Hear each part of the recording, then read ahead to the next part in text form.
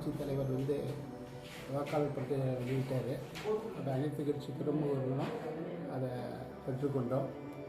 இப்போ அது சம்பந்தமாக அந்த வாக்காளருடைய அனைத்து ஒன்றியங்களையும் எல்லா அந்த பூத்துக்கும் அதை கொடுத்து அதில் உள்ள குறைபாடுகளில் என்ன இருக்குது என்பதை வந்து அந்த வாக்காளர்களிடம் தெரிவித்து அதை அரசு அறிவித்து அந்த தேதிக்குள்ளே அதில் வந்து இறந்தவர்கள் சரிதானா, அதேமாதிரி இடம்பெயர்ந்தவர்கள் சரிதானா, ஷிஃப்ட்டு பண்ணவங்க சரிதானா அப்படிங்கிறத சரி பார்த்துட்டு அதை மாவட்ட ஆட்சித்தலைவர்கிட்ட அது சம்மந்தமாக பிஎல்ஓட்ட விசாரித்து அதை சரிப்படுத்தி தலைப்படுத்துவோம் அப்படிங்கிறது தான் இதை பற்றி சொல்கிறது.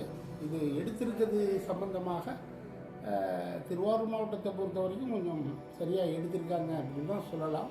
அதை நம்ம பரிசீலனை பண்ணிட்டு தான் அதை அடுத்த கட்டம் நம்ம சரியாக சொல்லலாம்.